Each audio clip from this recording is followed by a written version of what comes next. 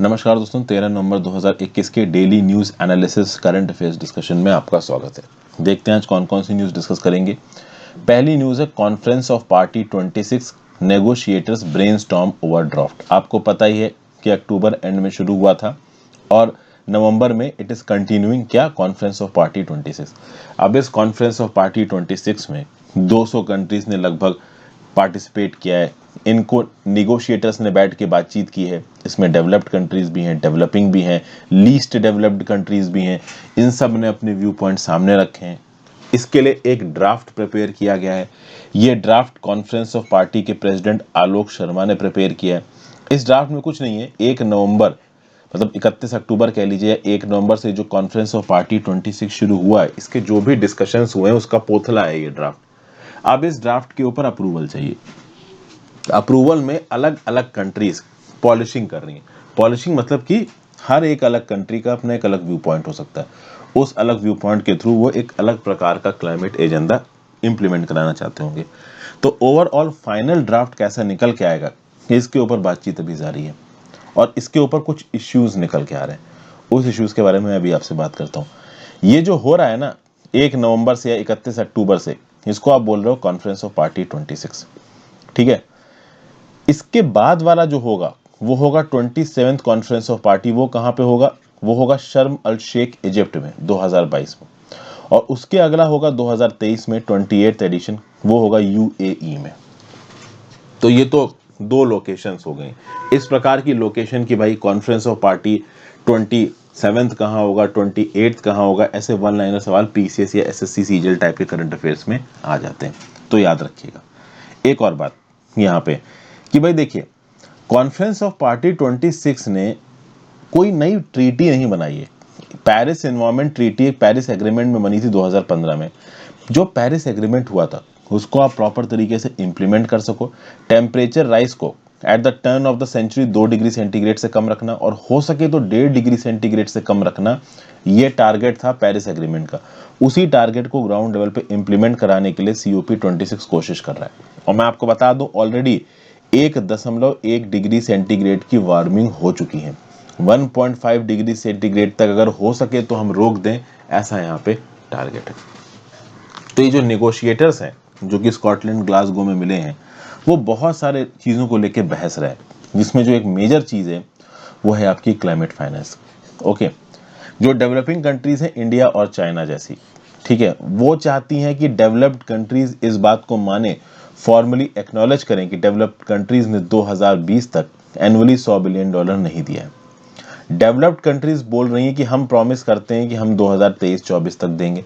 अब वैसे तो 2015 के पेरिस एग्रीमेंट में भी प्रॉमिस किया था कि 2020 तक सालाना $100 बिलियन देंगे, बट नहीं दिया। अब 2021 में जो एग्रीमेंट हो रहा है उसमें बोल रहे हैं कि 2023-24 तक हम $100 बिलियन देंगे।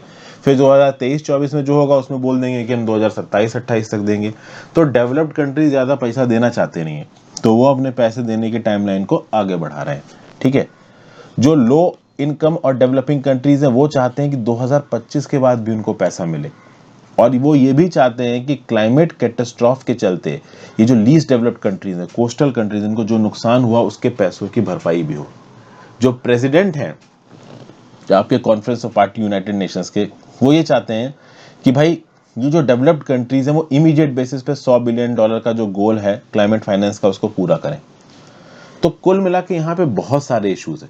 एक प्रकार का केओस, एक प्रकार का कंफ्यूजन सा क्रिएट होता नजर आ रहा है। इंडिया ने बोला है कि अगले 10 सालों में, नेक्स्ट डिकेड तक जो डेवलप्ड कंट्रीज है, मतलब 2030 तक, ये डेवलप्ड कंट्रीज कम से कम $1 ट्रिलियन दें। और अगर ये $1 ट्रिलियन देंगे क्लाइमेट फाइनेंस के लिए, तभी इंडिया ने जो भी यहाँ पे कमिटमेंट्स किए हैं कि 2070 तक हम क्लाइमेट न्यूट्रल हो जाएंगे, तभी इंडिया अपने कमिटमेंट को मानेगा। अगर ये डेवलप्ड कंट्रीज $100 बिलियन सालाना नहीं देते हैं, अगर $100 बिलियन सालाना देंगे तो अगले 10 सालों में $1000 बिलियन होगा, मतलब $1 ट्रिलियन होगा। तो इंडिया ने साफ साफ शर्त रख दी है कि 2021 से लेके 2030 तक अगर $1 ट्रिलियन ये डेवलप्ड कंट्रीज, डेवलपिंग कंट्रीज को क्लाइमेट फाइनेंस के लिए देंगे, तो ही इंडिया अपना ये जो क्लाइमेट न्यूट्रल होने वाला टारगेट है 2070 वाला, उसको फॉलो करेगा। नहीं तो इंडिया भी अपना टारगेट फॉलो नहीं करेगा। कुल मिला के प्रॉपर नेगोशिएशंस हो रहे हैं यहाँ पे। अब फाइनली देखते हैं आगे आने वाले कुछ सालों में कि कौन अपनी बात पे खरा उतरता है। जीएस पेपर 3 क्लाइमेट चेंज में न्यूज़ आपको काम आएगी। वीडियो पे लाइक का बटन दोस्तों ज़रूर दबाइए, हो सके तो चैनल को शेयर और सब्सक्राइब करिए, इंस्टाग्राम पे फॉलो करिए, टेलीग्राम ग्रुप ज्वाइन कर लीजिए, दोनों ही चीज़ों का लिंक नीचे दिया हुआ है, और हो सके तो ज्वाइन बटन दबा के हेल्प करें। नेक्स्ट बात करते हैं, remote education was inaccessible to most children. भाई ये जो कोविड-19 का पैंडेमिक फैला, इस समय पे रिमोट एजुकेशन कितने कितने लोगों के पास ओवरऑल अवेलेबल रही। दो थिंक टैंक्स हैं, एनजीओ हैं, जो भी बोल लीजिए, एक है एक्रियर, एक है लिरने एशिया। ये डिजिटल पॉलिसी पे फोकस करते हैं एनजीओ। उनकी एक रिपोर्ट निकल के आई, एक्चुअली उन्होंने एक नेशनल सैंपल सर्वे करवाया, और उन सैंपल सर्वे के दौरान पैंडेमिक के दौरान कितनी एजुकेशन बच्चों के पास पहुंची है, इसकी कुछ रिपोर्ट है। ये रिपोर्ट बोलती है कि जितने भी स्कूल एज गोइंग चिल्ड्रन थे, पैंडेमिक के बाद केवल 20% को रिमोट एजुकेशन मिली। इनफैक्ट कोविड-19 के बाद 38% हाउस होल्ड्स ने तो ये बोला है कि उनके हाउस होल्ड में कम से कम एक बच्चा तो ऐसा है जिसने अपनी पढ़ाई छोड़ ही दी। ठीक है, वो अलग बात है कि सरकारी प्रेशर के चलते पैंडेमिक के बाद 40% डिजिटल कनेक्टिविटी बढ़ी है, बट डिजिटल कनेक्टिविटी बढ़ने से भी जो इम्पैक्ट है वो कम रहा है। क्यों? क्योंकि लोगों के पास डिवाइसेस का एक्सेस नहीं था। घर में जो head of the family male member है, पिताजी हैं, उनके पास फोन है, ना माता जी के पास फोन है, ना बच्चों के पास फोन है, ना बड़े भाई, ना छोटी बहन के पास। अब एक घर में 5 लोग, फोन एक, तो बच्चों को पढ़ने के लिए कैसे फोन मिलेगा? एक बच्चा 10वीं में पढ़ रहा है, एक बच्चा 7वीं में पढ़ रहा है, दोनों की अलग अलग पढ़ाई है, पिताजी खुद ही फोन नहीं छोड़ रहे हैं, तो बच्चों तक फोन पहुंच ही नहीं रहा है। फिर उसमें भी 2 बच्चे, तो एक की पढ़ाई अगर एक को मिल भी जाए तो दूसरे को ना मिले। तो इसका क्या मतलब है? इसका मतलब ये है कि लो एक्सेस टू डिवाइसेस, फिर डिवाइस है भी तो 3G 4G के गंदे सिग्नल, और हाई कॉस्ट, मतलब 3G 4G खरीदने की जो पैसे हैं वो महंगे होने के चलते ओवरऑल बच्चे अपनी डिजिटल एजुकेशन को यहाँ पे कंप्लीट नहीं कर पाए। ये जो सर्वे हुआ था ना, ये 2021 में मार्च से अगस्त के बीच में हुआ था। 7000 हाउस होल्ड को सर्वे क्लियर करता है। केवल एक स्टेट केरला में सर्वे नहीं करवाया गया, क्योंकि वहाँ पे कोविड-19 के केसेस बहुत ज़्यादा थे। 5 से 18 साल के बीच के जो बच्चे आते हैं ना, उसमें यह पाया गया कि 80% बच्चे जो कि कोरोना के पैंडेमिक से पहले स्कूल जाते थे, उनका स्कूल पूरा ही बंद हो गया लॉकडाउन के बाद। और इनमें उन बच्चों के हालात बहुत ज़्यादा खराब हैं जो गरीब घरों से आते हैं, जिनकी सोशियो इकोनॉमिक कंडीशन थोड़ी नीचे की तरफ है, और उन घरों में जिनके घर के जो हेड ऑफ द मेंबर से माँ बाप हैं, उनको ज़्यादा पढ़े लिखे नहीं है, तो वो अपने बच्चों को घर पे भी नहीं पढ़ा पा रहे। रूरल हाउस होल्ड्स, इस प्रकार के लोगों की हालत बहुत ज़्यादा खराब रही। इनफैक्ट जिन 20% लोगों को रिमोट एजुकेशन मिली है, ये 20% बताया ना मैंने आपको यहाँ पे शुरुआत में, तो ये 20% स्कूल एज चिल्ड्रन जिनको रिमोट एजुकेशन मिली है, उसमें से केवल 55% को लाइव ऑनलाइन क्लासेस मिली, 68% को रिकॉर्डेड ऑडियो और वीडियो लेसन्स मिले। ठीक है, लगभग 75% लोगों को व्हाट्सएप के थ्रू स्मार्टफोन पे होमवर्क मिला, लगभग 61% को टेक्स्ट मैसेज के थ्रू होमवर्क मिला, लगभग 70% बच्चे टीचर्स के थ्रू फोन कॉल पे कनेक्टेड थे, और 58% को घर तक होमवर्क पहुंचाया गया। उनको ये बोला गया कि आप एजुकेशनल टीवी और रेडियो प्रोग्राम पढ़ सकते हो 50% बच्चों पे, और ये परसेंटेज किसका है? इस 20% का। तो अगर एजुकेशनल और टीवी रेडियो प्रोग्राम करने वाले आधे बच्चों को बताया गया, मतलब 20% का भी आधा, मतलब केवल 10% बच्चों को एजुकेशनल टीवी और रेडियो प्रोग्राम देखने को बोला गया। उनमें से एक्चुअली कितनों ने देखे वो तो एक ऑल टुगेदर डिफरेंट स्टोरी है। फिर जितने भी हाउस होल्ड्स हैं जहां पे स्कूल एज चिल्ड्रन है, केवल 64% के पास इंटरनेट कनेक्शन है। ठीक है, लेकिन इन 64% हाउस होल्ड्स में से केवल 31% हाउस होल्ड में बच्चों को रिमोट एजुकेशन मिली है, क्योंकि इन हाउस होल्ड्स में फोन कम है, डिजिटल डिवाइसेस कम है। और जिन घरों में इंटरनेट कनेक्शन है ही नहीं, उनके तो हालात और ही खराब है। ऐसे घरों में केवल 8% बच्चे ऐसे हैं जिनको रिमोट एजुकेशन मिल पाई है। ठीक है, सबसे ज्यादा हर्डल क्या थे? नंबर ऑफ डिवाइसेस, स्मार्टफोन घरों में कम है, 3G 4G के सिग्नल और खराब आते हैं, बिल्कुल बॉर्डर इलाकों में चले जाओ आप तो, और डाटा कॉस्ट हाई। अरे आप बॉर्डर इलाकों की बात छोड़ो यार, मुंबई दिल्ली में कई ऐसे इलाके हैं जहां पे 3G 4G के सिग्नल कम पड़ जाते हैं, जबकि ये तो एक तो कैपिटल है देश की और एक फाइनेंशियल कैपिटल है, यहां तक 3G 4G के सिग्नल कम पड़ जाते हैं, तो फिर आप बाकी जगहों की क्या ही बात कर रहे हो।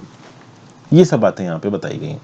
अच्छा, एक और बात, कंट्री में जो टोटल इंटरनेट यूजर्स हैं वो 47 करोड़ से ज्यादा चले गए हैं 2020-21 में, लगभग 13 करोड़ लोगों ने ज्यादा इस्तेमाल किया। कुछ अच्छे डाटा भी हैं। 15 साल से ज्यादा की जो जनता है, 2017 में 19% जनता इंटरनेट यूज करती थी, लेकिन 2020-21 में 47% जनता ने इंटरनेट यूज किया, जो कि 15 साल से ज्यादा किया। 5% हाउस होल्ड्स में लैपटॉप है, 4% में डेस्कटॉप कंप्यूटर है। ज्यादातर हाउस होल्ड्स में जहां पे इंटरनेट है वो स्मार्टफोन पे, मतलब 68% ऑफ द हाउस होल्ड्स में इंटरनेट स्मार्टफोन्स पे। GS paper 2 issues related to education में ये न्यूज आपको काम आएगी। Next news, norovirus detected in Kerala.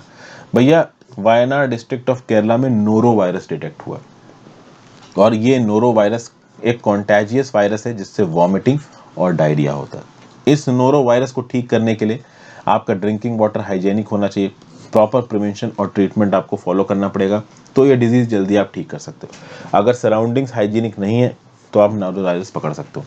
Noro virus के सिम्टम्स क्या क्या हैं? Severe vomiting, abdominal pain, diarrhoea, nausea, fever, headache, body pain. Norovirus animals से ह्यूमंस में आता है, कंटेमिनेटेड वाटर के थ्रू, फूड के थ्रू। अगर किसी को नोरो वायरस हो रखा है, अगर आप उसके टच में आ गए तो भी आपको नोरो वायरस हो सकता है। वॉमिटिंग, डायरिया होता है, हर एज के लोगों को नोरो वायरस हो सकता है, और कई बार ये नोरो वायरस आपको हो सकता है, क्योंकि नोरो वायरस के अलग अलग स्पेसिफिक टाइप्स है। तो अगर आपको एक तरीके का नोरो वायरस हुआ और उसके अगेंस्ट आपके बॉडी में इम्यूनिटी है, तो दूसरे तरीके का नोरो वायरस आपको तब भी इन्फेक्ट कर सकता है। इसको आप स्टोमक फ्लू या स्टोमक बग भी बोलते हो। और नोरो वायरस से आपको एंटीबायोटिक्स नहीं बचा सकते, क्योंकि एंटीबायोटिक्स बैक्टीरिया मारते हैं, वायरसेस नहीं मारते। जनरल स्टडीज पेपर 2 हेल्थ में न्यूज आपको काम आएगी। नेक्स्ट न्यूज है, PM launches 2 RBI initiatives for investors. Actually RBI से रिलेटेड 2 इनिशिएटिव्स को यहाँ पे नरेंद्र मोदी जी ने लॉन्च किया 12 नवंबर को। एक है आरबीआई रिटेल डायरेक्ट स्कीम, एक है reserve bank integrated ombudsman scheme. ये मैं पहले ही न्यूज आपके साथ एक्चुअली मैं कवर कर चुका हूँ, बहुत दिन से न्यूज चल रही है कि जो गवर्नमेंट बॉन्ड मार्केट है, जो गवर्नमेंट सिक्योरिटीज है, इसको सीधे सीधे मेरे आपके जैसे लोग खरीद सकते हैं। तो जैसे हम लोग स्टॉक मार्केट में अपना एक अकाउंट खोल के, डीमैट अकाउंट खोल के सिक्योरिटीज खरीद सकते हैं, शेयर्स खरीद सकते हैं, स्टॉक्स खरीद सकते हैं, वैसे ही हम आरबीआई की गवर्नमेंट सिक्योरिटीज अब खरीद सकते हैं, चाहे वो ट्रेजरी बिल्स हो, चाहे वो गवर्नमेंट बॉन्ड्स हो लॉन्ग टर्म के। तो ये जो आरबीआई रिटेल डायरेक्ट स्कीम है, this is a safe medium for investment of small investors in government securities. तो आसानी से क्या होगा इस स्कीम के अंदर कि आप एक अकाउंट बना सकते हो और केंद्र की सरकार और राज्य की सरकार द्वारा इश्यू की गई सिक्योरिटीज को खरीद सकते हो इजीली। गवर्नमेंट सिक्योरिटीज कितने प्रकार की होती हैं, मैंने बहुत डिटेल में आपको रमेश सिंह पढ़ाई है। रमेश सिंह अगर आपने इकोनॉमिक्स की नहीं देखी है, देख लीजिए, आपको काफी कुछ सीखने को मिलेगा। तो पहली बात तो गवर्नमेंट सिक्योरिटीज होती हैं 2 प्रकार की। एक तो होते हैं ट्रेजरी बिल्स 91 डेज के, 182 डेज के, 364 डेज के। दूसरी होती है लॉन्ग टर्म गवर्नमेंट सिक्योरिटीज, जो कि 5 साल से लेके 40 साल तक की होती हैं। ठीक है भाई, तो इन सिक्योरिटीज को आप सीधे सीधे खरीद सकते हो। ट्रेजरी बिल्स ज्यादातर क्या होते हैं कि जीरो कूपन बॉन्ड होते हैं और आपको एक डिस्काउंट पे मिलते हैं। डिस्काउंट पे मतलब ट्रेजरी बिल मान लो 100 रुपए का है, तो आपको 95 रुपीज पे खरीदोगे, उस ट्रेजरी बिल पे लिखा होगा 100 रुपए, 1 साल बाद या 91 दिन बाद, जितने दिन का भी आप ट्रेजरी बिल खरीद रहे हो, मान लो 91 दिन का आपने ट्रेजरी बिल खरीदा 100 रुपए का, तो आपने दिए 95 रुपए, और जब आप उस ट्रेजरी बिल को वापस लेने जाओगे तो 100 रुपए दे दिए जाएंगे। तो 6 महीने में आप 95 रुपए के ऊपर 5 रुपया कमा लोगे। तो 5 डिवाइडेड बाई 95, इसको 2 से मल्टीप्लाई कर दो, 100 से मल्टीप्लाई कर दो, तो पूरे साल का इंटरेस्ट रेट आपका निकल आएगा। ठीक है, लेकिन जब आप बात करते हो गवर्नमेंट सिक्योरिटीज की, 5 से 40 साल वाली सिक्योरिटीज की, तो इनका इंटरेस्ट 1 साल में 2 बार आता है आपके पास। तो चाहे वो ट्रेजरी बिल हो, चाहे वो 5 साल से 40 साल की लॉन्ग टर्म गवर्नमेंट सिक्योरिटीज हो, अब आप सीधे सीधे प्राइमरी और सेकेंडरी मार्केट से खरीद सकते हो। ये बोलती है आरबीआई रिटेल डायरेक्ट स्कीम। वहीं पे आरबीआई इंटीग्रेटेड ऑम्बुड्समैन स्कीम क्या कर रही है कि भाई आरबीआई जितनी भी प्रकार की एंटिटीज को रेगुलेट करती है, उन एंटिटीज के अंदर अगर कोई कस्टमर मान लो परेशान है, तो वो अपना ग्रीवेंस रिडर्सल के लिए ओवरऑल एक ईमेल, एक पोर्टल और एक एड्रेस पे अपनी कंप्लेन भेजेगा, और उसी पोर्टल से वो कंप्लेन सॉर्ट आउट कर दी जाएगी। और ये पोर्टल बनाया जा रहा है through RBI integrated ombudsman scheme. Ombudsman मतलब मांडवली करने वाला, 2 लोगों के बीच में अगर कोई इशू है तो उस इशू को सॉर्ट आउट करने वाला। ठीक है भाई, तो ये हमने देखा GS paper 3 Indian economy, RBI policies में न्यूज आपको काम आएगी। एक news, Shirdi airport declared as major airport. एक सवाल है आपसे, अभी कुछ दिन पहले ही मैंने करंट अफेयर्स में आपको बताया था कि हमारे देश का एक और एयरपोर्ट है जिसको मेजर एयरपोर्ट डिक्लेयर किया गया है, वो कौन सा एयरपोर्ट है? नीचे कमेंट बॉक्स में बताओ। एक और न्यूज यहां पे निकल के आएगी, शिरडी एयरपोर्ट भी मेजर एयरपोर्ट बन गया है। 10 नवंबर 2021 को शिरडी एयरपोर्ट को मेजर एयरपोर्ट बना दिया गया under the airport economic regulatory authority act 2008। Ramnath Kovind ji ने 2 अक्टूबर 2017 को शिरडी एयरपोर्ट की इनॉग्रेशन किया था और पिछले 3 सालों में आप देखोगे 9 लाख लोग शिरडी एयरपोर्ट को इस्तेमाल कर चुके हैं। क्यों? क्योंकि यहां से आप साईं बाबा के दर्शन के लिए साईं नगर जा सकते हैं। शिरडी एयरपोर्ट की कनेक्टिविटी है चेन्नई के साथ, बेंगलोर के साथ, मुंबई, हैदराबाद, दिल्ली, बहुत सारे और स्टेट्स के साथ। और जो भी साईं बाबा का भक्त हैं वो शिरडी एयरपोर्ट के थ्रू ही जाते हैं साईं बाबा के दर्शन करने के लिए। अब ज़्यादा लोगों के पास समय नहीं कि वो ट्रेन में बैठ के जाएं, तो फ्लाइट का इस्तेमाल करते हैं। तो मेजर एयरपोर्ट कौन से एक्ट के अंदर डेजिग्नेट किए जाते हैं? Airport economic regulatory authority act. इसी airport economic regulatory authority act के थ्रू बनाई गई एयरपोर्ट इकोनॉमिक रेगुलेटरी अथॉरिटी, जो कि एक स्टैट्यूटरी बॉडी है क्योंकि एक एक्ट के थ्रू बनाई गई है। और ओवरऑल जब भी कोई एक एयरपोर्ट मेजर एयरपोर्ट डेजिग्नेट कर दिया जाता है तो उसके बाद उस एयरपोर्ट के अंदर कस्टमर रिलेटेड जो भी सर्विसेज हैं उसके चार्जेस का जो मैक्सिमम टैरिफ है उसके ऊपर रेगुलेट करने की एक ताकत एयरपोर्ट इकोनॉमिक रेगुलेटरी अथॉरिटी के पास आ जाती है। क्योंकि हमारे देश में बहुत से ऐसे एयरपोर्ट्स हैं जिनको प्राइवेट प्लेयर्स चला रहे हैं। मुंबई की बात कर लो, जयपुर की बात कर लो, लखनऊ की बात करा लो, Adani is the airport contractor. तो अदानी एयरपोर्ट की सर्विसेज के कितने दाम फिक्स करेगा, उस दाम को रेगुलेट करने का काम है एयरपोर्ट इकोनॉमिक रेगुलेटरी अथॉरिटी के पास। किस रूल के अंदर इसके पास अथॉरिटी है? Under rule 88 of aircraft rules 1937। और ये रूल बनाए गए थे एयरक्राफ्ट एक्ट 1934 के थ्रू। आज भी ये चल रहा है। Airport economic regulatory authority act 2008 के थ्रू एक एयरपोर्ट को मेजर एयरपोर्ट डिक्लेयर करने का क्राइटेरिया क्या है? क्राइटेरिया ये है कि कम से कम जो एनुअल ट्रैफिक हो, एनुअल फुटफॉल हो, वो 35 लाख का हो। और यहाँ पे पिछले 3 महीने का 9 लाख का फुटफॉल निकल के आया है शिरडी एयरपोर्ट का। तो 3 × 4 कर दो तो 12 महीने हो गए, तो 9 × 4 कर दो तो 36 लाख हो गए। तो 35 लाख का जो ये लिमिट थी क्रॉस हो गई, मतलब कि ओवरऑल शिरडी एयरपोर्ट यहाँ पे मेजर एयरपोर्ट बन गया।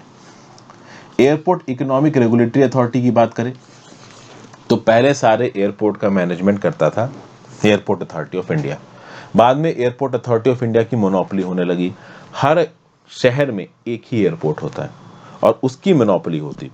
तो ऐसे एयरपोर्ट में चाहे airport authority of India management कर रहा हो, चाहे कोई प्राइवेट प्लेयर मैनेजमेंट कर रहा हो, ये लोग अपनी मनमानी ना करें, कस्टमर्स के अगेंस्ट अत्याचार ना हो, चीज़ों की सर्विसेज के जो दाम है वो लॉजिकल और साइंटिफिक क्राइटेरियाज पे रखे जाएं।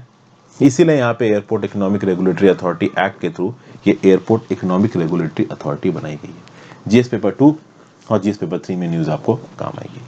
नेक्स्ट न्यूज है climate change performance index India's rank. German watch ने क्लाइमेट एक्शन नेटवर्क और न्यू क्लाइमेट इंस्टीट्यूट के साथ मिलकर रिलीज किया है क्लाइमेट चेंज परफॉर्मेंस इंडेक्स 2022। इस इंडेक्स को रिलीज किया गया on the sidelines of conference of party 26 to the UNFCCC in united nations framework on climate change, framework convention on climate change. कुल मिला के ओवरऑल ये क्लाइमेट चेंज परफॉर्मेंस इंडेक्स ये बताता है कि दुनिया में कौन कौन सी कंट्रीज ने क्लाइमेट के फील्ड में सबसे अच्छी परफॉर्मेंस दी है। और इंडिया की रैंक आती है 10। मतलब दुनिया में जितनी भी कंट्रीज हैं क्लाइमेट के फील्ड में 10वें नंबर पे सबसे अच्छी परफॉर्मेंस दी है इंडिया ने। यूएस की रैंक कदर गंदी है, 55 नंबर पे है यूएस, बहुत ही गंदी रैंक है। चाइना की रैंक है यहाँ पे 37, यूरोपियन यूनियन की रैंक है 22, समझ गए। यूनाइटेड किंगडम की रैंक है 7, डेनमार्क की बेस्ट रैंक है। Denmark is the topper with 76.92% score. Denmark के बाद स्वीडन और फिर नॉर्वे।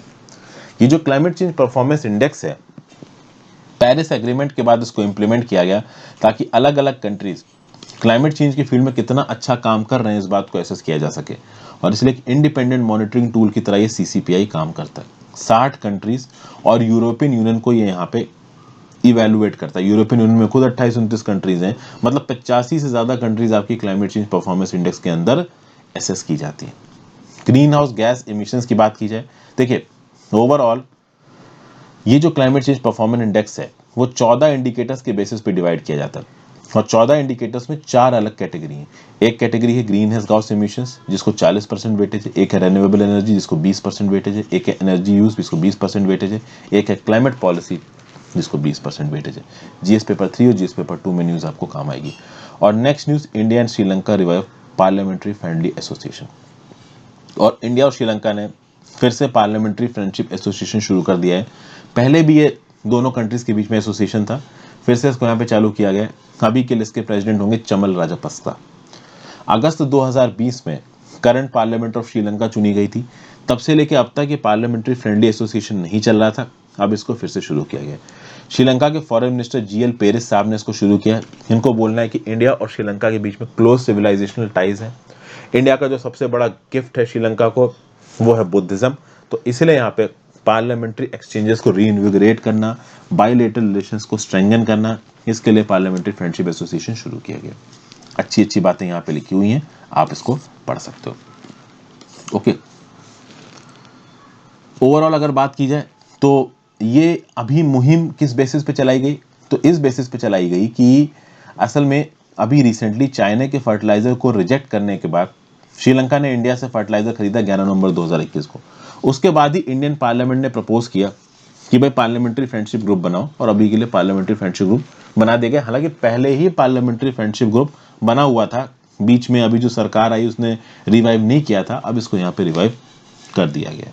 ठीक है, जब नवी पार्लियामेंट बनी थी ना श्रीलंका की, उस समय पे ही एसोसिएशन बनवाया गया था।